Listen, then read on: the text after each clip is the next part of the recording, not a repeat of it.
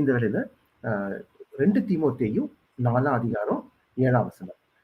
2 தீமோத்தேயு சாப்டர் 4:7. நல்ல போராட்டத்தை போராடினேன், ஓட்டத்தை முடித்தேன், விசுவாசத்தை காத்துக்கொண்டேன். உங்களுக்கு எல்லாருக்கும் நம்ம எல்லாருக்கும் தெரிஞ்ச வசனம், நல்ல போராட்டத்தை போராடினேன். பாருங்க, ஒரு போராட்டம் வரும்போது ஆண்டவர் நம்மளை எப்படி நடத்துறாரு, அந்த போராட்டமான சூழ்நிலையில நான் எப்படிலாம் ஆண்டவர் நம்மளை வழி நடத்துறாருன்னு இன்னைக்கு நம்ம பார்க்க போறோம். உங்களோட வாழ்க்கையில எல்லாருக்கும் போராட்டம் இருக்கா? போராட்டம் இல்லாதவங்க யாருமே இல்லை. போராட்டம் இல்லாதவங்க யாராவது இருக்காங்களா? இல்லை, எல்லாருக்கும் போராட்டம் இருக்கு. நம்ம பைபிளே ஆண்டவர் என்ன சொல்லியிருக்காருன்னா, இந்த இதுல புதிய ஏற்பாட்டுல கொரிந்தியர்ல என்ன பார்க்கிறோம், 1 கொரிந்தியர் 10:13 என்ன வாசிக்கிறோம்? மனுஷருக்கு நேரிடுகிற சோதனை இல்லாமல் உங்களுக்கு வேற சோதனை நேரிடுவதில்லை. அதுக்கப்புறம் தேவன் உண்மையுள்ளவராய் இருக்கிறார், உங்கள் திராணிக்கு மேலாக நீங்கள் சோதிக்கப்படுவதற்கு அவர் இடம் கொடாமல் சோதனை தாங்கத்தக்கதாக சோதனையோடு கூட அதற்கு தப்பித்துக் கொள்ளும்படியான போக்கையும் உண்டாக்குவார். அது அப்ப சோதனை இல்லைன்னு சொல்லல, ஆண்டவர் சோதிக்கிறாரு. ஆனா மனுஷருக்கு நேடுகிற சோதனை தான் வரும். அதுக்கு 3 பாயிண்ட் இருக்கு பாருங்க. முதலாவது என்ன சொல்றாரு, இந்த திராணிக்கு மேலான சோதனை இல்லை, திராணிக்கு மிஞ்சிய சோதனை இல்லை. 2வது அதை தாங்கத்தக்க பலனை தராரு. 3வது அதுக்கு தப்பித்துக் கொள்ளும்படியான போக்கை உண்டாக்குறாரு. இதுதான் ஆண்டவர் பிள்ளைங்களுக்கு ஒரு பெரிய ஆசீர்வாதம். உலக பிரகாரமான மக்களுக்கும் நமக்கும் இருக்க ஒரு பெரிய ஆசீர்வாதம். அவங்களுக்கு தான் போராட்டம் வருது, ஆனா நம்ம ஆண்டவர் பிள்ளைங்களுக்கும் போராட்டம் வருது. ஆனா ஆண்டவர் பிள்ளைங்களுக்கு என்ன ஆசீர்வாதம்னா, ஆண்டவர் நம்ம கூட இருந்து நமக்கு என்ன பண்றாரு, தாங்கிறதுக்கு பலனை தராரு, தப்பித்துக் கொள்றதுக்கு ஒரு போக்கையும் உண்டாக்குறாரு. அது ஒரு பெரிய ஆசீர்வாதம். அப்ப மனுஷருக்கு இந்த உலகத்துல போராட்டங்கள் இருக்கு, ஒரு கண்ணீரின் அனுபவங்கள் இருக்கு, ஒரு கவலையின் அனுபவங்கள் இருக்கு, சோதனைகள் இருக்கு, கஷ்டங்கள் இருக்கு. எல்லா போராட்டமும் தவிர்க்க முடியாதது, இன்எவிட்டபிள். அப்ப எல்லா போராட்டங்களும் இருந்தாலும் ஆனா அந்த போராட்டத்துல ஆண்டவர் நமக்கு பலன் கொடுப்பாரு. இன்னைக்கு இந்த பவுலை பத்தி வாசிக்க போறோம். புதிய ஏற்பாட்டு பவுல், அவர் தான் இந்த வார்த்தை சொல்றாரு, நல்ல போராட்டத்தை போராடினேன். அவர் போராடின சில போராட்டத்தையும் அந்த போராட்டத்துல எப்படி ஆண்டவர் அவருக்கு பதில் கொடுத்தாரு, எப்படி விடுதலை கொடுத்தாருன்றத பார்க்க போறோம். அப்ப அதே மாதிரி இந்த பவுலோட ஜீவித்திலேருந்து நம்ம என்ன கத்துக்க போறோம்னு நீங்க பார்க்கலாம். அப்போஸ்தலர் 23ஆம் அதிகாரம் எல்லாத்தையும் எடுத்துக்கலாம். அப்போஸ்தலர் ஆக்ட்ஸ் சாப்டர் 23. அது அப்போஸ்தலர் 23. அந்த 23ஆம் அதிகாரம் ஆரம்பத்திலேருந்தே பார்க்கலாம், இவர் ரோம சேனையோட கஸ்டடியில ராணுவ பாதுகாப்புல இருக்கிறாருன்னு பார்க்கிறோம். அந்த நேரத்துல அவர் ராணுவ பாதுகாப்புல இருக்காரு. இந்த பவுல் இந்த போராட்டத்துல ஒரு 4 காரியத்தை சந்திக்கிறாரு. அந்த 4 ஒவ்வொன்றா நான் சொல்றேன் பாருங்க. முதலாவது சங்கம், சங்கம்னா ஆலோசனை சங்கம், சங்கம் சந்திக்கிறாரு. 2வது அவரு சர்வ வல்லவர், ஆண்டவரை சந்திக்கிறாரு. 3வது சத்துருக்கள், எனிமீஸ் சந்திக்கிறாரு. 4வது சற்பனை, சற்பனைனா சர்பென்ட், அதாவது ஒரு சதி திட்டம். இந்த 4 காரியத்தை சந்திக்கிறாரு பாருங்க. சங்கம், சர்வ வல்லவர், சத்துருக்கள், சற்பனை. இந்த 4த்தை இன்னைக்கு சுருக்கமா பார்க்க போறோம். முதலாவது சங்கம். சங்கம்னா ஆலோசனை சங்கம், அதாவது யூதர்களோட கோர்ட், ஜட்ஜுக்கு முன்னாடி இருக்கிறோம், யூதர்களோட கோர்ட் தான் ஆலோசனை சங்கம். முதலாவது இந்த ஆலோசனை சங்கத்தை சந்திக்கிறாரு. நீங்க அப்போஸ்தலர் 22ஆம் அதிகாரம் அந்த கடைசி வசனத்துல கூட இந்த வாசிக்கலாம். நான் வாசிக்கிறேன் பாருங்க. பவுலின் மேல் யூதராலே ஏற்படுத்தப்பட்ட குற்றம் இன்னதென்று நிச்சயமாய் அறிய விரும்பி அவன் மறுநாளிலே அவனை கட்டவிழ்த்து பிரதான ஆசாரியரையும் ஆலோசனை சங்கத்தார் அனைவரையும் கூடி வரும்படி கட்டளையிட்டு அவனை கூட்டிக் கொண்டு போய் அவர்களுக்கு முன்பாக நிறுத்தினார். பாருங்க, ஆலோசனை சங்கத்துக்கு முன்னாடி அவர் இருக்கிறாரு. அப்ப இந்த அவர் போராட்டத்துல இந்த ஆலோசனை சங்கத்தை முதலாவது சந்திக்கிறாரு. அந்த பாருங்க, அதுல 23ஆம் அதிகாரம் முதலாவது வசனத்துல வாசிக்கிற பாருங்க. பவுல் ஆலோசனை சங்கத்தாரை உற்று பார்த்து, பாருங்க, அது பார்த்துன்னு சொல்லாமே உற்று பார்த்து அப்படின்னா என்ன, ஐ டு ஐ கான்டாக்ட். அவர் அவ்வளோ உற்று பார்க்கிறாரு. சகோதரரே, பாருங்க எப்படி சொல்றாரு, சத்துருக்களேன்னு சொல்லல, சகோதரரேன்னு சொல்றாரு. அவர் பாருங்க எவ்வளவு பொலைட்டா சகோதரரேன்னு ஆரம்பிக்கிறாரு. இந்நாள் வரைக்கும் எல்லா விஷயங்களிலும் நான் நல் மனசாட்சியோடே தேவனுக்கு முன்பாக நடந்து வந்தேன் என்று சொன்னார். இது பாருங்க, இது பெரிய சாட்சி. இப்ப பவுலோட போராட்டத்துல இந்த ஒரு ஆலோசனை சங்கத்தை அவர் சந்திச்சாலும் அந்த போராட்டத்துல இருந்து எப்படி அவருக்கு விடுதலை கிடைச்சுன்னா, முதலாவது குவாலிட்டி, அவரு எல்லாரும் உற்று பார்க்கிறார் அப்படின்னா கான்டாக்ட். இப்ப ஒருத்தவங்க கண்ணை பார்த்து நேரா பேசல அப்படின்னா அவங்க ஏதோ மனசாட்சியில அவங்க பிரச்சனை இருக்குன்னு அர்த்தம். நம்மளுக்கும் ஒருத்தருக்கும் மனசாட்சியில பிரச்சனை இருந்தாலும் டைரக்டா கண்ணை பார்த்து பேசுவோம். சிலவங்கலாம் பார்த்தா கண்ணை பார்த்து பேச மாட்டாங்க. குனிஞ்சுக்கிட்டே பேசுவாங்க, இல்ல வேற எங்கேயாவது திரும்பிட்டு பேசுவாங்க. அப்படின்னா என்ன அர்த்தம்? அவங்களுக்குள்ள ஒரு குட் கான்ஷியஸ் இல்லைன்னு அர்த்தம்.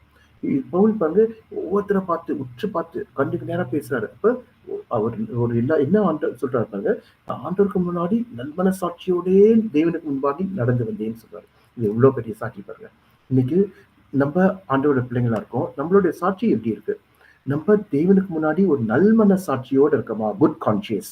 ஆண்டவருக்கு முன்னாடியும் மனுஷருக்கு முன்னாடியும் ஒரு குட் கான்ஷியஸ்ல இருந்தா மட்டும்தான் நம்ம மற்றவங்களோட கண்ணை பார்த்து பேச முடியும். இவர் பாருங்க இந்த கோர்ட்ல ஆலோசனை சங்கத்துல ஒவ்வொருத்தரோட கண்ணை பார்த்து பேசுறாருன்னா அவரு ஆண்டவருக்கு முன்னாடி எப்படி இருந்தாரு? ஒரு நல்மன சாட்சியோட இருந்தாரு. இன்னைக்கு நம்மளோட வாழ்க்கையை யோசித்து பார்க்கலாம். நம்ம நம்ம எல்லாரோட நல்மன சாட்சியோட இருக்கிறோமா? முதலாவது ஆண்டவரோட ஒரு நல்மன சாட்சியோட இருக்கலாமா? சுத்த மனசாட்சியோட இருக்கிறோமா? இந்த ஒரு சுத்த மனசாட்சி இருந்தாதான் நம்ம என்ன பண்ண முடியும்? டைரக்டா கண்ணை பார்த்து பேச முடியும். இந்த தேவனுக்கு முன்னாடியும் மனுஷருக்கு முன்னாடியும் ஒரு சுத்தமான மனசாட்சி. அப்போஸ்தலர் 22 அதிகாரம் 1 வசனத்துல அவர் எப்படி ஆரம்பிக்கிறாருன்னா, சகோதரரே பிதாக்களே, பிரதரன் ஃபாதர். பாருங்க இவ்வளோ சகோதரரே தகப்பன்மாரே இவ்வளோ பொலைட்டா ஆரம்பிக்கிறாரு பாருங்க ஆலோசனை சங்கத்தார். அவங்க சத்துருக்களை ஒரு சத்துருக்கள்னு சொல்லல. அப்ப அப்ப மனசாட்சி தான் நமக்கு குற்றம் உண்டு குற்றம் இல்லைன்றதை நமக்கு நிரூபிக்கும். அப்ப அந்த மனசாட்சி நம்மளுக்கு சுத்தமா இருந்துச்சுன்னா நம்ம ஆண்டவருக்கு முன்னாடி எப்படி இருப்போம்? சுத்தமுள்ள ஒரு மனசாட்சியில இருப்போம். இப்ப நீங்க எல்லாம் யோசிச்சு பாருங்க. நீங்க திருவந்து எடுக்கிறப்ப மட்டும் இல்ல, நம்ம ஒவ்வொரு நாளும் நம்ம யோசிச்சு பார்க்கணும். நம்ம எல்லாரோட ஒரு நல்மனசாட்சி இருக்கோமா? ஆண்டவரோட நம்ம ஒரு நல்மனசாட்சியில இருக்கிறோமா? 1 பேதுரு 3ஆம் அதிகாரம் 15ஆம் வசனத்துல வாசிக்கிறோம். 1 பேதுரு 3:15. கர்த்தராகிய தேவனை உங்கள் இருதயங்களில் பரிசுத்தம் பண்ணுங்கள். சுத்த மனசாட்சி. நம்மளுக்கு சுத்த மனசாட்சி. உங்களில் இருக்கிற நம்பிக்கையை குறித்து உங்களிடத்தில் விசாரித்து கேட்கிற யாவருக்கும், உங்களில் இருக்கிற நம்பிக்கைனா இயேசு கிறிஸ்துவோட விசுவாசம், அது நம்பிக்கை. உங்களிடத்தில் விசாரித்து கேட்கிற யாவருக்கும் சாந்தத்தோடும் வணக்கத்தோடும் உத்தரவு சொல்ல எப்பொழுதும் ஆயத்தமாயிருங்கள். நம்மள்கிட்ட ஆண்டவரை பத்தி கேட்கிறவங்களுக்கு நம்ம எப்படி சொல்லணும்? ஒரு பொலைட்டா சாந்தமா வணக்கத்தோட உத்தரவு சொல்ல. அதே தான் பவுல் என்ன பண்றாரு? இந்த இடத்துல ஆலோசனை சங்கத்துல அவர் ஃபாலோ பண்றாரு. அதனால்தான் இந்த பவுல் இந்த போராட்டத்துல ஒரு பெரிய ஒரு ஜெயத்தை பார்க்கிறாரு. அப்ப நம்ம வாழ்க்கையில வர போராட்டங்களை இது போல ஒரு ஆலோசனை சங்கம்னா ஒரு கோர்ட்டோ ஒரு சத்துருக்களோ நம்மளை கொண்டு போய் நிறுத்தினா அந்த நேரத்துல நம்ம எப்படி நடந்துக்கிறோம்னு பார்க்கணும். முதலாவது நம்ம ஆண்டவருக்கு முன்னாடி எப்படி இருக்கணும்? ஒரு நல்ல சுத்தமான சாட்சியோட இருக்கணும். சுத்தமான சாட்சியோட ஆண்டவருக்கும் மனுஷருக்கும் முன்னாடி இருக்கும்போது ஆண்டவர் நமக்கு அந்த போராட்டத்திலேருந்து விடுதலை தருவாரு. அடுத்து இவருக்கு எப்படி விடுதலை கொடுத்தாருன்னு பார்க்கலாம். 23ஆம் அதிகாரத்துல நாம் வாசிக்கிறோம். இந்த ஆலோசனை சங்கத்துல முக்கியமா யார் இருப்பான்னா பிரதான ஆசாரியர் இருப்பாங்க. அதுக்கப்புறம் யார் இருப்பான்னா பரிசேயர். அதுக்கப்புறம் இன்னும் கொஞ்சம் பேர் சதுசேயர். அவங்க கொஞ்சம் பேர் தான் இருப்பாங்க. இந்த 3 கூட்டத்தான் இருப்பாங்க.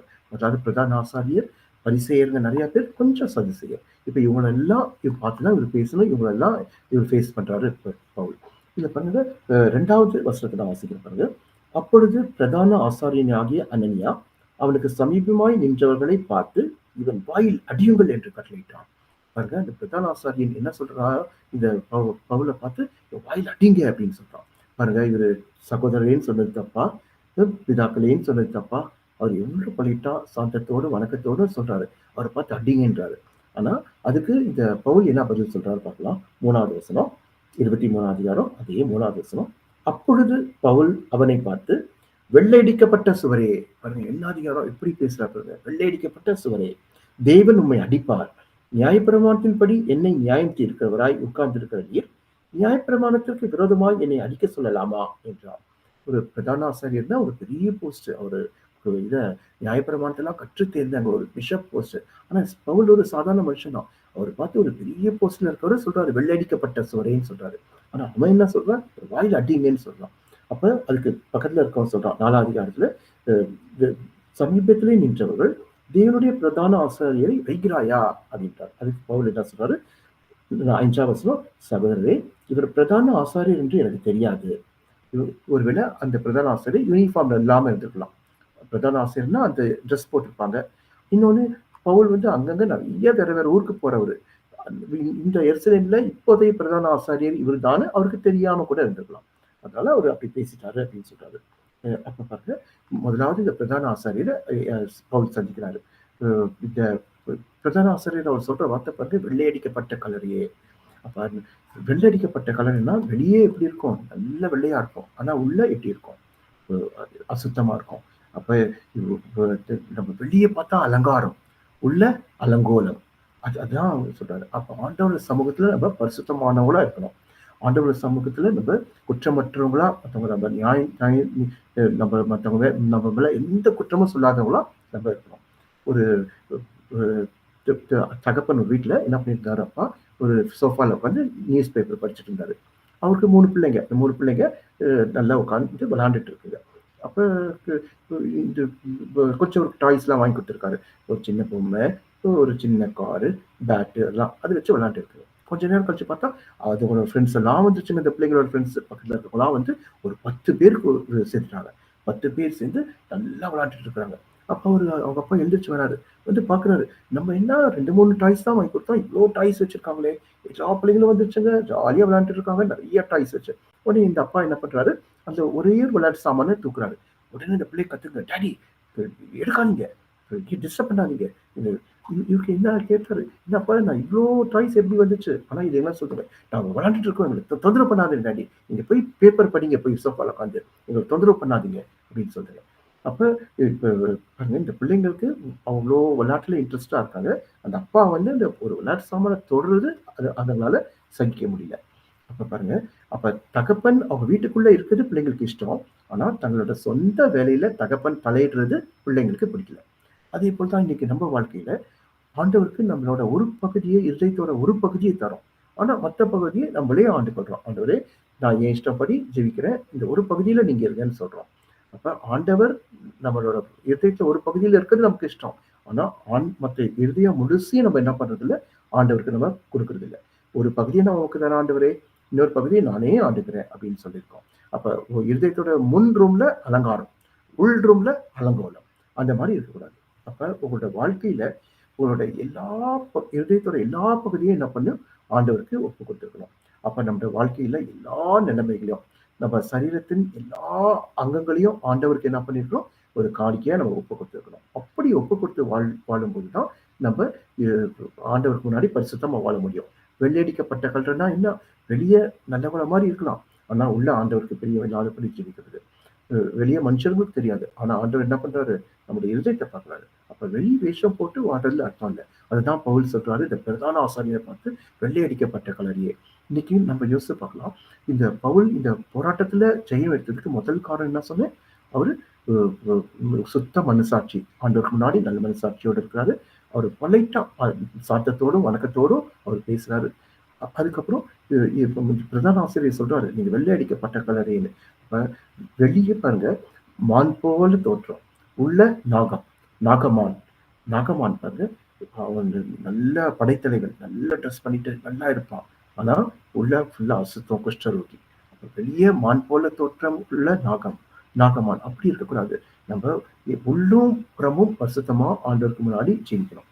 அப்ப இது முதலாவது நம்ம பிரதான ஆசிரியர் பத்தி பார்த்துட்டோம். அடுத்தது 2வது கூட்டம் யார் இருக்கா, பரிசேயர். பரிசேயர் இருக்காங்க. நான் வாசிக்கிறதாங்க 6ஆம் வசனத்திலிருந்து 9ஆம் வசனம் வரைக்கும்.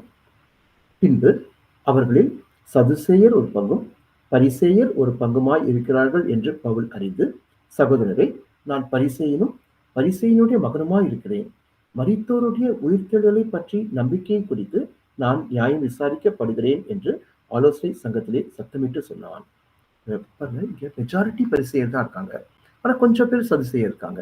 இந்த சதுசேயர் வந்து உயிர்த்தெழுதலை பத்தி நம்ப மாட்டாங்க, தேவதூதரை பத்தி நம்ப மாட்டாங்க. ஆனா பரிசேயர் நம்புவாங்க. பவுல் என்ன பண்றாரு, அதை ஒரு சாதகமா யூஸ் பண்ணிட்டாரு. இவர் என்ன சொல்றாரு, நானும் ஒரு பரிசேயன் தான், நான் அப்படின்னா நான் உயிர்த்தெழுதல் நம்புறேன்னு சொல்லிட்டாரு. உடனே இந்த சதுசேயருக்கு என்ன ஆச்சு, பயங்கர கோவம் வந்துச்சு.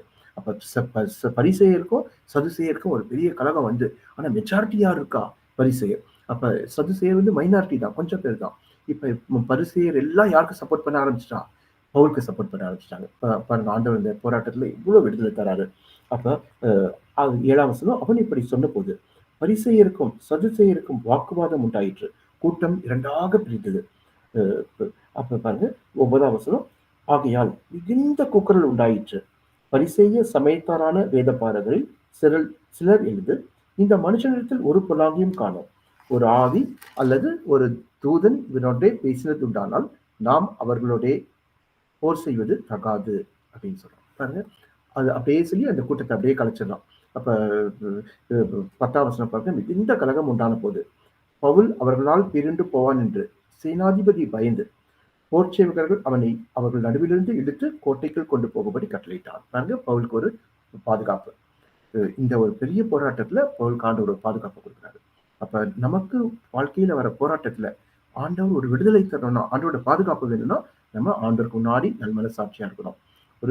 இவர் சொல்ற மாதிரி வெள்ளை அடிக்கப்பட்ட கல்லறையா இருக்கக்கூடாது. அப்படி இருக்கும்போது மற்றவங்களுக்கு முன்னாடி நம்ம ஒரு தாழ்மையா, ஒரு சாந்தத்தோடு, பணிவோடு, பொலைட்னஸா இருக்கும்போது நிச்சயமா கர்த்தர் பவுலுக்கு விடுதலை கொடுத்தது போல நம்மளோட வாழ்க்கையில நமக்கு இந்த போராட்டத்துல விடுதலை கொடுப்பாரு. அப்போ உங்க வாழ்க்கையில நீங்க பவுல் ஒரு ஆலோசனை சங்கத்தை சந்தித்தது மாதிரி நீங்க ஒரு போராட்டத்தை சந்திக்கலாம். அது அந்த போராட்டம் என்ன விதத்துல வேணா இருக்கலாம். ஆனா நம்ம எப்படி இருக்கணும்? நான் சொன்னபடி நல்மன சாட்சியோடு இருக்கணும். இப்ப 2வது யார்? நீங்க யாக்கோபோட வாழ்க்கையை கூட பாருங்க. யாக்கோபு என்ன பண்றாரு? முதலாவது அவருடைய ஆண்டவரை ஏமாத்தி, தமையனை ஏமாற்றி, தன்னை ஏமாற்றி, தாயை ஏமாற்றி, தகப்பனை ஏமாத்தி, கடைசியில ஆண்டவரையும் ஏமாத்தி என்ன பண்றாரு? பொய் சொல்றாரு. என் பேரு ஏசான்னு சொல்லி பொய் சொல்றாரு. ஆனா இந்த யாக்கோபு ஆண்டவர் ஆசீர்வதிச்சாரு. ஆனா நீங்க நல்லா யோசிச்சு பாருங்க, ஆண்டவர் ஆசீர்வதிச்சது யாக்கோபு ஆசீர்வதிச்சாரா? ஆண்டவர் என்ன நம்ம பார்க்கிறோம்? தேவனோட போராடி மேற்கொண்டான்னு பார்க்கிறோம். சரி, தேவனோட போராடினதுனால ஆண்டவர் யாக்கோபு ஆசீர்வதிச்சிட்டாரா? நீ ரொம்ப போராடுறப்பான்னு இல்ல. அதுக்கப்புறம் ஆண்டவர் என்ன கேட்கிறாரு? உன் பேரு என்னன்னு கேட்கிறாரு. அப்போ இவன் என்ன சொல்றான்? போன தடவை ஏசான்னு சொல்லி போய் சொன்னான். ஆண்டவர் பார்க்கறாரு. இந்த தடவை ஆண்டவரே உண்மையை சொல்றான். நான் என் பேர் யாக்கோபு, நான் எத்தன். ஏசான்னு உங்களுக்கு முன்னாடி சொல்ல முடியுமா? நான் மனுஷரை ஏமாத்தலாம், உங்களுக்கு முன்னாடி சொல்ல முடியாதுன்னு என்ன பண்றான்? உண்மையை சொல்றான். அப்ப முன்னாடி ஏசான்னு சொன்னவன் ஏமாத்தி வந்தவன் இப்ப திரும்பி வந்திருக்கான். திரும்பி வந்தவன் ஒரு மனம் திரும்பி வந்திருக்கான். மனம் திரும்பி வந்து ஆண்டருக்கு முன்னாடி என்ன சொல்றான்? ஒரு மறுபடி பிறந்தவன், ஒரு மனமாற்றம் பெற்றவன், தேவனுடைய சிந்தையை தடுத்து கொண்டவன், புது சிருஷ்டியாக்கப்பட்டவன், அந்தஸ்து மாறியவன். அந்தஸ்துன்னா அவைக்குரிய அந்தஸ்து மாறியவன். அப்ப அவன் போராடி ஜெபத்ததுனால ஆசீர்வாதம் இல்லை, அவன் புது வாழ்வு பெற்றதுனால ஆசீர்வாதம். அப்ப அவன் யாக்கோபுன்னு சொன்ன உடனே ஆண்டவர் என்ன சொல்றாரு? உன் பேர் இஸ்ரவேல்னு சொல்லி அவன் ஆசீர்வதிக்கிறாரு. அப்ப ஆண்டவர் ஆசீர்வதிச்சது யாக்கோபையா இஸ்ரவேலையா? இஸ்ரவேல. அப்ப ஏன்னா அவன் மனம் திரும்பி வந்ததுனால, அதே போல நம்ம வாழ்க்கையில நம்மள ஆண்டவருக்கு ஒப்பு கொடுத்து மனம் திரும்பி வரும்போது மாத்திரம்தான் நமக்கு ஆசீர்வாதம் இருக்கும். அப்பதான் அந்த போராட்டத்திலேயே நமக்கு விடுதலை கிடைக்கும். அப்ப நம்ம ஆசீர்வதியும் ஆண்டவரே ஆசீர்வதியும் கேட்டுட்டு நம்ம நம்மள ஆண்டவருக்கு நம்மளை ஒப்பு கொடுக்காம இருந்தா, நம்ம மனம் திரும்பாம இருந்தா கர்த்தர் நிச்சயம் ஆசீர்வதிக்கவே மாட்டாரு. ஆண்டவர் அப்படியே இறக்கப்பட்டு ஆசீர்வதிச்சாலும் அந்த ஆசீர்வாதம் ரொம்ப நாளைக்கு நிலைக்காது. ஆனா உண்மையிலேயே நம்ம மனம் திரும்பி நம்ம பாவங்கள் எல்லாம் விட்டு ஆண்டவர்கிட்ட வரும்போது நிச்சயமா ஆண்டவர் நம்மள என்ன பண்ணுவாரு? யாக்கோப இஸ்ரவேலா மாத்தி இஸ்ரவேலை ஆசீர்வதித்தது போல நம்மளையும் கட்டாயம் ஆசீர்வதிப்பாரு. அப்ப முதலாவது போராட்டம் ஆலோசனை சங்கம். ஆலோசனை சந்திக்கிறாரு சர்வ வல்லவர். நீங்க 23ஆம் அதிகாரம் 11ஆம் வசனத்துல வாசிக்கிறேன். அன்று ராத்திரியிலே கர்த்தர் பவுலின் அருகே நின்று, பவுலே திடன்கொள், நீ என்னை குறித்து எருசலேமிலே சாட்சி கொடுத்தது போல ரோமாவிலும் சாட்சி கொடுக்க வேண்டும் என்றார். அங்க ஆண்டவர் பவுலோட பேசுறாரு. இந்த போராட்டத்தின் மத்தியில சர்வ வல்லவரை சந்திக்கிறாரு. அதே போல நம்மளுக்கு கஷ்டங்கள் போராட்டங்கள் வரலாம். ஆனா ஆண்டவர் சந்திக்கும் போது அது எவ்வளவு பெரிய ஆசீர்வாதமா இருக்கும் தெரியுமா? இப்ப இந்த ஆண்டவர் இவர் சந்திக்கிறதுனால இவருக்கு என்ன கிடைச்சது பாருங்க. ஒரு வாக்குத்தத்தம். ஆண்டவர் என்ன வாக்குத்தத்தம் கொடுக்குறாரு? நீ எருசலேம்ல சாட்சி கொடுத்தது மாதிரி ரோமாபுரியில சாட்சி கொடுக்க வேணும். அவனுக்கு ரொம்ப சந்தோஷமா இருக்கு. இதை விட அவருக்கு வேற என்ன வேணும்? நான் ரோமாபுரிக்கு போவேன், எப்படி அங்க சாட்சி கொடுப்பேன், இது போதும் எனக்கு, ஆண்டவர் கூடிய செய்யலாமே அப்படின்னு ரொம்ப சந்தோஷமா இருக்காரு. பாருங்க, அவரு ஆண்டவர் கொடுத்த வாக்கு தத்தத்தை அப்படியே நம்புறாரு. மற்ற காரியத்தை சூழ்நிலையே பார்க்கல, மற்ற மனுஷரை பார்க்கல, மற்ற சூழ்நிலையை பார்க்கல. நான் ஆண்டவரை நம்புவேன், ஆண்டோடைய வாக்கு தத்தத்தை நம்புவேன். எனக்கு ஆண்டவர் வாக்கு கொடுத்துட்டாரு, நிச்சயம் நான் ரோமாபுரிக்கு போவேன், சாட்சி சொல்வேன் அப்படின்னு சொல்லிட்டு என்ன பண்றாரு? சூழ்நிலையை பார்க்காம இவரை மக்களை பொறுத்த வரைக்கும் சவுல் என்ன பண்றாங்க? கொலை செய்ய போறாங்க. ரோமாபுரிக்கு போனா நிச்சயம் கொலை செஞ்சிருவாங்க. அதுதான் நடக்க போகுது. ஆனா இவருக்கு என்ன? மனுஷர் என்ன கொலை செய்யறதுக்கு பிளான் பண்ணலாம், மனுஷர் வேணா என்ன கொலை செய்யறதுக்கு எவ்வளவு திட்டம் போட்டாலும் தேவனை பொறுத்த வரைக்கும் நான் ரோமாபுரிக்கு போவேன். ஏன்னா அவர் வாக்கு தத்தம் கொடுத்துட்டாரு. அப்படி வாக்கு தத்தத்து மேல விசுவாசமா இருக்காரு. அதே போல நம்ம வாழ்க்கையில போராட்டம் வரும்போது ஆண்டவரோட வாக்குத்தத்தத்து மேல நம்மளோட விசுவாசத்தை வைக்கணும். அந்த புதிய ஏற்பாட்டை கூட பார்க்கிறோம். சீஷர்கள் என்ன படகுல கூட்டிட்டு போகும்போது இயேசு என்ன சொல்றாரு? "அக்கறைக்கு போவோம் வாருங்கள்ன்னு" சொல்றாரு. அப்பதான் பெரிய புயல் வருது, காத்து. அப்ப சீஷர்லாம் வந்து எழுப்புறாங்க அவர. ஆண்டவர் என்ன சொன்னாரு? "போவோம் வாருங்கள். அக்கறைக்கு போவோம் வாருங்கள்" அப்படின்னா கண்டிப்பா போய் சேருவாங்க. அத அவங்க விசுவாசிக்கணும். அந்த சீஷர்கள் விசுவாசிக்காம ஒரு போராட்டம், புயல் வந்தோனே, ஒரு கஷ்டம் வந்தோனே ஆண்டவர் எழுப்புறாங்க. "ஐயரே நாங்கள் மடிந்து போகிறோம்னு" சொல்றாங்க. ஆண்டவர் சொன்ன வாக்குத்தத்தத்துக்கு விசுவாசிக்கணும். ஆண்டவர் என்ன சொல்லியிருக்காரு? "அக்கறைக்கு போவோம் வாருங்கள்." அப்ப போவோம்ன்னு சொன்னா கண்டிப்பா போய் தான் சேருவாங்க. இப்ப அந்த புயல்ல ஏதாவது ஒரு சீஷர் செத்து போயிருந்தா கூட ஆண்டவர் சொன்ன வாக்குத்தத்தம் நிறைவேறாது. அப்ப இவங்க ஆண்டவரை எழுப்பவே இல்லன்னா கூட நிச்சயம் அவங்களுக்கு எந்த இந்த புயலோ, இந்த சேதத்தையும் உண்டாக்காது. அதேபோல நம்முடைய வாழ்க்கையில நம்மளுக்கு போராட்டம் வரலாம், கஷ்டம் வரலாம். ஆனா நம்ம யார் மேல விசுவாசம் வைக்கணும்? ஆண்டவர் மேல தான் விசுவாசம் வைக்கணும். சூழ்நிலையை பார்க்கக்கூடாது. மனுஷரை பார்க்கக்கூடாது. ஐயோ! நம்ம சூழ்நிலை இப்படி இருக்குதே! நம்ம எத மட்டும் விசுவாசிக்கணும்? ஆண்டவர மட்டும் விசுவாசிக்கணும். நம்ம ஆண்டவரோட வாக்குத்தத்தத்த மட்டும் விசுவாசிக்கணும். அப்ப இந்த இடத்துல 2வது பவுல் யார சந்திச்சாரு? 1வது சங்கம், 2வது சர்வ வல்லவர சந்திச்சாரு. சர்வ வல்லவர சந்திச்சதுனால அவருக்கு ஒரு வாக்குத்தத்தம் கிடைச்சது. அவருக்கு ஒரு ஒரு நிம்மதி, ஒரு சந்தோஷம். அதே போல கர்த்தருடைய வாக்குத்தத்தத்த நம்பி நம்ம வாழணும். சூழ்நிலையில நம்பி வாழக்கூடாது. அப்ப ஆண்டவர் சூழ்நிலையெல்லாம் மாத்த வல்லமையுள்ள தேவனா இருக்காரு. எந்த காற்றையும், கடலையும் அமர்த்தின தேவன், நம்ம வாழ்க்கையில வர எல்லா காற்றையும், போராட்டத்தையும், கடலையும் அமர்த்த ஆண்டவருக்கு எல்லா அதிகாரமும் இருக்கு. அப்ப அத விசுவாசிச்சு, ஆண்டவரோட வாக்குத்தத்தத்த நம்பி நம்ம வாழணும் இந்த பவுல போல. அப்ப ஃபர்ஸ்ட் சங்கத்த சந்திக்கிறாரு. 2வது சர்வ வல்லவர சந்திக்கிறாரு. 3வது யார சந்திக்கிறாரு? சத்துருக்கள். அப்போஸ்தலர் அதே 23வது அதிகாரம் 12ஆம் வசனத்திலிருந்து நான் வாசிக்கிறேன் பாருங்க. விடியற் காலமானபோது யூதரில் சிலர் ஒருமித்து தாங்கள் பவுலை கொலை செய்யும் அளவும் புசிப்பதும் இல்லை, குடிப்பதும் இல்லை என்று சபதம் பண்ணிக் கொண்டார்கள். 13ஆம் வசனம். இப்படி கட்டுப்பாடு பண்ணிக் கொண்டவர்கள் 40 பேருக்கு அதிகமாய் இருந்தார்கள். சத்துருக்கள் பாருங்க. ஃபர்ஸ்ட் ஆண்டவர் வாக்குத்தத்தம்லாம் கொடுத்துட்டாரு. ஆனா ஒரு சத்துருக்களோட கூட்டம் யூதர்ல ஒரு 40 பேரு என்ன பண்ணியிருக்காங்க? சபதம் பண்ணியிருக்காங்களோ, உண்ணாவிரதம் இருக்கிறாங்க. நாங்க சாப்பிட மாட்டோம். என்னன்னா பவுல கொலை செய்யற வரைக்கும் நாங்க சாப்பிட மாட்டோம் அப்படின்னு சொல்லி ஒரு 40 யூதர்கள் ஒரு உண்ணாவிரதம் இருக்கிறாங்க. ஃபாஸ்டிங் இருக்கிறாங்க. பாருங்க 14ஆம் வசனம் பாருங்க. அவர்கள் பிரதான ஆசாரிகளிடத்திலும் மூப்பர்களிடத்திலும் போய் நாங்கள் பவுலை கொலை செய்யும் அளவும் ஒன்றும் புசிப்பதில்லை என்று ஒரு தியான சபதம் எடுத்துக்கொண்டோம் அப்படின்னு சொன்னாங்க. பாருங்க பவுலுக்கு எவ்வளவு பெரிய போராட்டம் பாருங்க சத்துக்கள். ஒரு 40 பேர் ரெடியா நிக்கிறாங்க கொலை செய்யறதுக்கு. அதை கொலை செஞ்சுட்டு தான் சாப்பிடுவோம்னு நிக்கிறாங்க. அந்த மாதிரி சூழ்நிலை பவுலுக்கு வருது. நீங்க 21ஆம் வசனத்துல பாருங்க. நீர் அவர்களுக்கு ஒருத்தன் போய் சொல்றான், யார் பிரதான ஆசிரியர்கிட்ட, நீர் அவர்களுக்கு சம்மதிக்க வேண்டாம். அவர்களில் 40 பேருக்கு அதிகமானவர்கள் அவனை கொலை செய்யும் அளவும் தாங்கள் புசிப்பதும் இல்லை, குடிப்பதும் இல்லை என்று சபதம் பண்ணிக்கொண்டு அவனுக்கு பதிவிருந்து உம்முடைய உத்தரவுக்காக இப்பொழுது காத்துக்கொண்டு ஆயத்தமா இருக்கிறார்கள். இத்தனை பேர் சத்துருக்கள் இருக்கிறாங்க, பகைவர், ஏன்னா சபல கொலை செய்யணும் அப்படின்னு சொல்லிட்டு உண்ணாவிரதம் இருக்கிறாங்க. ஆனா இது பவுலுக்கு ஒரு புதுசு இல்லை. ஏன்னா ஒரு புதுசா இருந்தா பவுலுக்கு கவலைப்பட்டிருப்பாரு. இவருக்கு நிறைய தடவை அனுபவப்பட்டாரு. இதே பிரச்சனை, கொலை செய்யற பிரச்சனை தமஸ்குலயும் பார்த்தாரு. தமஸ்குலும் இதே பிரச்சனை தான் வந்துச்சு அவருக்கு. எருசலேம்ல இருந்தாரு, அங்கேயும் இதே பிரச்சனை தான். அந்தியோகியால இருந்தாரு, அந்தியோகியாலையும் இதே பிரச்சனை தான் சந்திச்சாரு. இக்கோனியாலையும் இதே பிரச்சனையை சந்திச்சாரு. லிஸ்திராவிலையும் இதே பிரச்சனையை சந்திச்சாரு. கடைசியா கொரிந்து பட்டணத்திலையும் இதே பிரச்சனையை சந்திக்கிறாரு. இப்ப இங்க எருசலேம்லும் இதே பிரச்சனை தான் சந்திக்கிறாரு. அப்ப இவருக்கு ஒரு புதுசு இல்லை. ஏன்னா இவர் பழகி போச்சு. எத்தனை தடவை நம்ம பார்த்துருக்கோம், எத்தனை தடவை சத்துருக்கள் வந்திருக்காங்க. ஆனா யாராலும் ஏதாவது பண்ண முடிச்சுதா? ஆண்டவர்களை பார்த்துக்குவாருன்னு சொல்லிட்டு ஒரு ஆண்டவர் மேல ஒரு விசுவாசமா இருக்காரு. அதே போல நம்மளோட வாழ்க்கையில இந்த பவுல் சந்திச்சது போல ஒரு சத்துருக்கள் வரலாம். அந்த சத்துருக்கள் வந்தாலும் ஆண்டவர் பாருங்க இவருக்கு ஒரு விடுதலை கொடுத்தாரு. எப்படி விடுதலை கொடுத்தாரு பாருங்க. 23ஆம் அதே அதிகாரம், அதே அதிகாரத்துல 16ஆம் வசனத்தை வாசிக்கிறேன் பாருங்க. இந்த சற்பனையை, சற்பனை அப்படின்னா சர்பென்ட்ன்ற வார்த்தையிலேயே வந்தது. ஒரு சற்பனை அப்படின்னா சதி திட்டம். இந்த சற்பனையை பவுலுடைய சகோதரின் குமாரன் கேள்விப்பட்டு கோட்டைக்குள்ளே போய் பவுலுக்கு அறிவித்தான். இத வந்து இந்த மாதிரி நடக்குதுன்றத பவுலுக்கு போய் இன்ஃபர்மேஷன் போயிடுச்சு. உடனே பவுல் என்ன சொல்றாரு? ஒரு 100க்கு அதிபதி ஒருத்தனை அழைக்கிறாரு. அழைச்சு நீ போய் சேனாதிபதிக்கு போய் சொல்லு, இவனை கூட்டிட்டு போ, அவன் சொல்லுவான்னு சொல்றாரு. அப்ப இந்த பவுல் சொல்றதை போய் அந்த நூற்றுக்கு அதிபதி அப்படியே சேனாதிபதிகிட்ட போய் சொல்லிட்டாரு.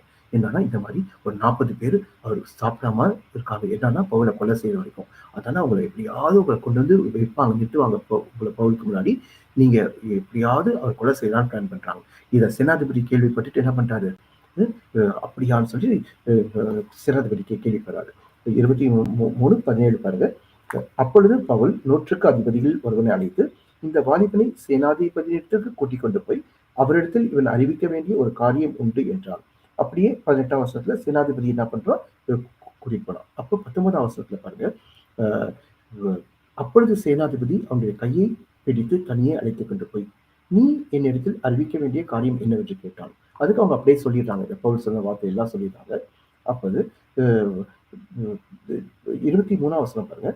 பின்பு அவன் நூற்றுக்கு அதிபதிகள் 2 பேரை அழைத்து செசரியா பட்டணத்திற்கு போகும்படி 200 காலாட்களையும் 70 குதிரை வீரரையும் 200 ஈட்டிக்காரரையும் ராத்திரியில் 3ஆம் மணியிலே ஆயத்த பண்ணுங்கள் என்றும் 24ஆம் வசனம் பவுலை ஏற்றி தேசாதிபதியாகிய பேலிக்ஸின் இடத்திற்கு பத்திரமாய் கொண்டு போகும்படி குதிரையை ஆயத்தப்படுத்துங்கள் என்றும் சொன்னான். 25ஆம் வசனம் ஒரு நிருபத்தியம் எழுதினான். அதன் விவரமானது. அது நீங்க அப்படியே படிங்க. ஒரு ரெக்கமெண்டேஷன் லெட்டர் மாதிரி எழுதுறான் பேலிக்ஸ்க்கு. நீங்க இதை பத்திரமா பவுலை கொண்டு போங்க. இப்ப இங்க வந்தா ஜனங்க பாருங்க கொண்டு போட்டுருவாங்கன்னு சொல்லி பவுலுக்கு ஒரு பெரிய பாதுகாப்பு, பவுலுக்கு ஒரு பெரிய பணிவிடை, பெரிய ஒரு பராமரிப்பு. இப்போ ஒரு அரண்மனை பாதுகாப்பு. அரண்மனையில இருந்தா அவருக்கு நல்ல பாதுகாப்பு, பராமரிப்பு, பணிவிடை. அது இல்லாம அவருக்கு ஆண்டவருக்கு ஊழியம் செய்யறதுக்கும் ஒரு சான்ஸ். அப்ப பாருங்க ஆண்டவர் எவ்வளவு அவருக்கு விடுதலை கொடுத்தாருப்பாங்க. எவ்வளவு சத்துருக்கள். அந்த சத்துருக்கள் என்ன பண்றாங்க? ஒரு சற்பனை சதி திட்டம் பண்றாங்க. அதுல இருந்து கர்த்தர் அவருக்கு ஒரு விடுதலை தராரு. நீங்க சங்கீதம் 94 சங்கீதத்துல வாசிக்கிறோம். அவர் உடனே வேறொன்றைய கண்ணிக்கும் பாழாக்கும் கொள்ளை நோய்க்கும் தப்புவிப்பார். நமக்கு வர சத்துருக்கள் என்ன சதித்திட்டம் போட்டாலும் ஆனா நமக்கு விடுதலை கொடுக்க யாருக்கா? ஆண்டவர் இருக்காரு. பவுல் பாருங்க எப்படி காக்கப்பட்டான். கண்ணி தெரித்தது, பவுல் காக்கப்பட்டான். எப்படி அந்த சத்துருக்களுடைய போராட்டத்திலே பவுல் காக்கப்பட்டான் பாருங்க. இப்ப ஒரு விதத்துல பார்த்தா பவுலுக்கு எதிரிகள் ரோமர்கள் கூட இல்லை, அது பொல்லாத யூதர்கள் தான். ரோமர்கள் எல்லாரும் இவருக்கு உதவிதான் செய்யறாங்கன்னு பார்க்கிறோம். எப்படியாவது பவுலை காப்பாத்துறதுக்கு தான் பாக்குறாங்க, எப்படியாவது பவுலை பராமரிக்கணும்னு தான் பாக்குறாங்க. ஆனா இந்த ரோமர்கள் தான் அந்த சத்துருக்களோட கூட்டத்துல ஆண்டவர் யாரை வச்சு? ரோமர்களை வச்சே கர்த்தர் என்ன பண்றாரு? பாதுகாக்காரு. அதை எப்படியாவது பவுலை இந்த காப்பாற்றணும்னு பாக்குறாங்க. பவுலை நியாயம் தீர்க்கல, பவுலை கொலை செய்யறதுக்கு ஒப்பு கொடுக்கல. அவர் எப்படியாவது காப்பாற்றுறதுக்கு விடுவிக்கிறதுல அவங்க என்ன பண்ணாங்க? பிரயாசப்பட்டாங்க. அப்ப இந்த பேலிக்ஸ் கிட்ட அனுப்புறாரு. அந்த பேலிக்ஸ் கிட்ட இவருக்கு நல்ல ஒரு பாதுகாப்பு, அரண்மனை காவல். இந்த 4 போராட்டத்துல இந்த போராட்டத்துல எதெல்லாம் சந்திச்சாருன்னு பார்த்தோம். முதலாவது சங்கத்தை சந்திச்சாரு, 2வது சர்வ வல்லவரை சந்திச்சாரு, வாக்கு தத்துவம் கிடைச்சது, அந்த வாக்கு தத்துவத்தை நம்புறாரு. 3வது சத்துருக்களை சந்திக்கிறாரு. அப்ப சத்துருக்களை சந்திக்கும் போது அங்கேயும் ஒரு விடுதலை பாருங்க. ஒருத்தரை கொண்டு போய் இத்தனை பேர் சதி திட்டம் தீட்டாலும் 40 பேர் சாப்பிடாம இருந்தாலும் அங்க அந்த சேனாதிபதியே இவரை பத்திரமா காப்பாத்தி அவரை ஒரு காவல்ல கொண்டு போய் அரண்மனை காவல்ல வைக்கிறாரு. அந்த சற்பனை அந்த 4 கடிதத்தை பாக்குறாரு. அந்த சற்பனையிலையும் அவரை ஒண்ணும் பண்ண முடியல. அப்ப பாருங்க, நமக்கு வர கஷ்டம், சோதனை எது வந்தாலும், போராட்டங்கள் எது வந்தாலும் கர்த்தர் எல்லாத்துலேருந்து என்ன பண்ணுவாரு? நமக்கு விடுதலை செய்வாரு. யோபுல கூட வாசிக்கிறோம், தேவரே நீர் சகலத்தையும் செய்ய வல்லவர், நீர் செய்ய நினைத்தது தடைப்படாது. ஒரு வழியால் உனக்கு முன்பாக ஓடி வருவார்கள், 7 வழியாய் உனக்கு முன்பாக ஓடி போவார்கள். ஒரு வழியா நமக்கு எதிராக வரவங்க 7 வழியா ஓடி போவாங்க. ஏன்னா யார் நம்ம கூட இருக்கிறவர்? யாரு? ஆண்டவர். நமக்காக யுத்தம் செய்ய வல்லமையுள்ள ஆண்டவர் இருக்காரு. யுத்தத்துல பராக்கிரமம் உள்ள தேவன் இருக்காரு. பார்வோனியும் அவருடைய சேனைகளையும் சிவந்த சமுத்திரத்துல தள்ளின ஆண்டவர் இருக்காரு.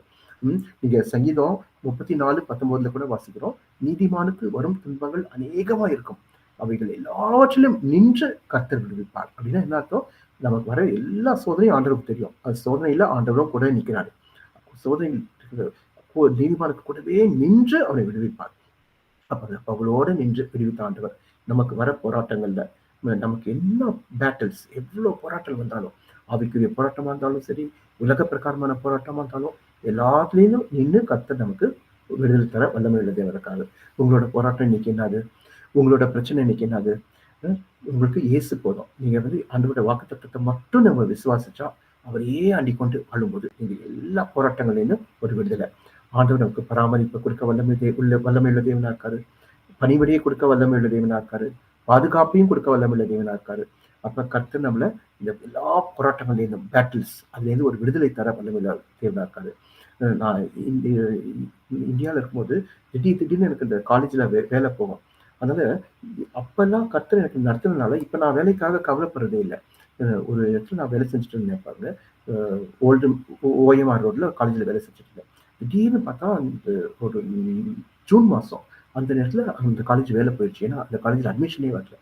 அது பாருங்க ஒரு மே மாசமே சொல்லியிருந்தா நான் 1 மாசம் டைம் இருக்கும். நான் வேற வேலை ட்ரை பண்ணலாம். காலேஜ்லாம் ஆரம்பிச்சோனே ஜூன் மாசம் சொன்னா அடுத்த வருஷம் தான் நான் ட்ரை பண்ண முடியும். அந்த 1 வருஷம் எந்த காலேஜ்லயும் வேலை கிடைக்காது. அந்த மாரி சிச்சுவேஷன்ல என்ன பண்றதுன்னே தெரியாம இருந்தேன். அப்ப பாருங்க ஒரு ஸ்ரீபெரும்புத்தூர்லேருந்து ஒரு காலேஜ்லேருந்து இன்டர்வியூ கூப்பிட்டாங்க. என்னடா இந்த நேரத்துல போய் இந்த எல்லா காலேஜும் வேகன்சியே இருக்காது. எல்லாம் ஃபில் ஆயிருக்கும். நம்மள போய் கூப்பிடுறாங்களேன்னு சொல்லிட்டு போனேன். இன்டர்வியூவே வைக்கல. உடனே அப்பாயின்ட்மென்ட் ஆர்டர் குடுத்து நீங்க ஜாயின் பண்ணிக்கோங்கன்னு சொல்லிட்டாங்க. பார்த்தா நான் இங்க வாங்குன சம்பளத்தோட ஒரு ரூ. 3000 ஜாஸ்தி. அந்த காலத்துல நான் சொல்றது 2002ஆம் வருஷம். அதோட ஒரு ரூ. 3000 ஜாஸ்தி அ வேலை கிடைச்சது. அப்ப வேலை கிடைச்சது மட்டும் இல்ல, நான் பழைய இந்த காலேஜ்ல ஒரு 2 சப்ஜெக்ட் பிரிப்பேர் பண்ணி வச்சிருக்கேன். இந்த சப்ஜெக்ட்ட அ எலக்ட்ரானிக்ஸ் ஃபைனல் இயர்க்கு எடுக்கணும்னு. இன்னொரு சப்ஜெக்ட்ட கம்ப்யூட்டர் சயன்ஸ்க்கு எடுக்கணும். இவ்ளோ ப்ரிப்பேர் பண்ணி வச்சுட்டேன் ஆண்டவரே! இந்த வேலை போச்சேன்னு ரொம்ப கஷ்டப்பட்டேன். இப்ப அந்த காலேஜ்ல போனா ஒரு புது காலேஜ்ல நம்ம கேட்கிற சப்ஜெக்ட் கொடுக்க மாட்டாங்க. ஏற்கனவே நான் லேட்டா வந்து சேர்றேன். எல்லா சப்ஜெக்ட் எடுத்து கடைசியில எது மிஞ்சி இருக்கோ அதெல்லாம் குடுப்பாங்க. இன்னொன்னு அந்த காலேஜ்ல இருக்க சீனியர்ஸ்க்கு தான் அவங்க கேட்கிற சப்ஜெக்ட் குடுப்பாங்க. அப்ப நான் கவலைப்பட்டேன். நம்ம இவ்ளோ ப்ரிப்பேர் பண்ணி வச்சுட்டோமே இந்த 2 சப்ஜெக்ட்ட. இது என்ன குடுக்க போறாங்க? அப்புறம் இந்த போனோனே ஹெச்ஓடிட்ட கேட்டேன். இந்த சப்ஜெக்ட். சரிப்பா இந்த சப்ஜெக்ட் எடுத்துக்கோன்றாரு. இன்னொரு சப்ஜெக்ட் கேட்டேன். அதையும் எடுத்துக்கிட்டேன். எனக்கு ஆச்சரியமா இருந்துச்சு. நம்மளே இவ்ளோ லேட்டா வந்தோம். நமக்கு வேலையும் கிடைச்சது ஆச்சரியம். நல்ல சம்பளத்துல 2 சப்ஜெக்டும் நம்ம என்ன ப்ரிப்பேர் பண்ணி வச்சோமோ அதுக்கு கிடைச்சது. அப்புறம் தான் நான் கேள்விப்பட்டேன். ஒருத்தவங்க வந்து சொன்னாங்க, "ஐயோ! இந்த சப்ஜெக்ட்ட நான் எத்தன தடவ கேட்டேன் இந்த ஹெச்ஓடி கிட்ட எனக்கு குடுக்க மாட்டேன்ட்டாங்க." அப்புறம் தான் கேள்விப்பட்டேன். இன்னொரு ஒரு காலேஜ்ல இருந்த ஒரு ஹெச்ஓடி இந்த வேலைக்கு வந்திருந்தாராம். இது இந்த வேலையில நெறைய சம்பளம். இந்த நெறைய சம்பளத்தோட அப்பாயின்ட்மென்ட் ஆர்டர திருப்பி அந்த பழைய காலேஜ்ல போய் காமிச்சிருக்காரு. அந்த காலேஜ்ல என்ன சொன்னாங்க, "இதே சம்பளம் நான் தரேன். நீங்க அந்த காலேஜ்க்குலாம் போக வேண்டாம்." அப்படின்னு சொன்னோனே, இந்த வேலைய விட்டுட்டு போயிட்டாரு. அப்ப அவருக்காக வச்சிருந்த அந்த போஸ்ட், அவருக்காக இந்த சப்ஜெக்ட் அலாட் பண்ணியிருந்தது, அப்படியே எனக்கு குடுத்துட்டாங்க. பாருங்க ஆண்டவர் எவ்வளவு நல்லவரு. வேலை மட்டும் இல்ல, அந்த சப்ஜெக்ட்டையும் கர்த்தர் நமக்காக அலாட் பண்ணி வச்சார். பாருங்க எவ்வளவு கர்த்தர் இருந்தாங்க. அதுபோல இப்ப இப்பல்லாம் நான் கவலைப்படுறதில்ல. ஏன்னா, ஆண்டவர் பல விதத்துல என்ன நடத்துனதுனால, வேலை போனா கவலைப்படுறதில்ல. கர்த்தர் என்ன நடத்துவார். அதேபோல இத்தன வருஷமா கர்த்தர் என்ன கைவிடாமல் இருப்பாரு. அதே போல நீங்க உங்க வாழ்க்கையில வேலையா இருக்கட்டும், உங்க பிசினஸா இருக்கட்டும், ஓ எந்த காரியமா இருக்கட்டும், நீங்க கவலைப்பட வேண்டிய அவசியம் இல்ல. ஒரு போராட்டம் வந்தா, கர்த்தர் எப்படி இந்த பவுலோட வாழ்க்கையில போராட்டத்திலேருந்து ஒரு விடுதலை குடுத்தாரோ, ஒரு வாக்குத்தத்தத்த குடுத்து, அந்த வாக்குத்தத்தத்த அப்படியே நிறைவேற்றினாரோ, அதே போல நம்ம வாழ்க்கையிலும் நம்ம ஆண்டவர அண்டிக் கொள்ளும்போது, ஆண்டவர விசுவாசிக்கும்போது, ஆண்டவருக்கு முன்னாடி நல்மன சாட்சியோடு இருக்கும்போது, நிச்சயமா இந்த போராட்டத்தெல்லாம் சந்திச்சாலும், ஆண்டவர் நமக்கு நிச்சயமா ஒரு ஜெயத்தை தருவாரு. 1வது பவுல் சந்திச்சது அ சங்கத்த, 2வது சர்வ வல்லவர, 3வது சத்துருக்கள, 4வது சற்பனைய. இந்த எல்லா போராட்டங்கள் மத்தியில அதான் பவுல் சொல்றாரு, "நல்ல போராட்டத்தை போராடினேன், ஓட்டத்தை முடித்தேன், விசுவாசத்தை காத்துக்கொண்டேன்." அதேபோல இந்த உலகத்துல நமக்கு வர எல்லா போராட்டத்திலயும் கர்த்தர் நமக்கு விடுதலை குடுத்து, பவுலுக்கு எப்படி ஒரு போராட்டத்திலேருந்து விடுதலை குடுத்தாரோ, அதே போல நமக்கு விடுதலை குடுத்து, ஒரு ஜெயத்தை தர நம்முடைய ஆண்டவர் உண்மையுள்ள, கிருபையுள்ள தேவனா இருக்காரு. அந்த ஆண்டவரை விசுவாசிச்சு அவரையே அண்டிக் கொள்ங்க. இயேசுவே நீங்களே எனக்கு போதும். நீங்களே எனக்கு போதும் ஆண்டவரே. நான் உம்மை அண்டிக் கொள்கிறேன்னு சொல்லும்போது, ஆண்டவருடைய பராமரிப்பு, பணிவிடை, இந்த பாதுகாப்பு எல்லாம் நமக்கு கிடைக்கும். கர்த்தர் உங்க எல்லாரையும் ஆசீர்வதிப்பாராக. ஆமென். God bless you.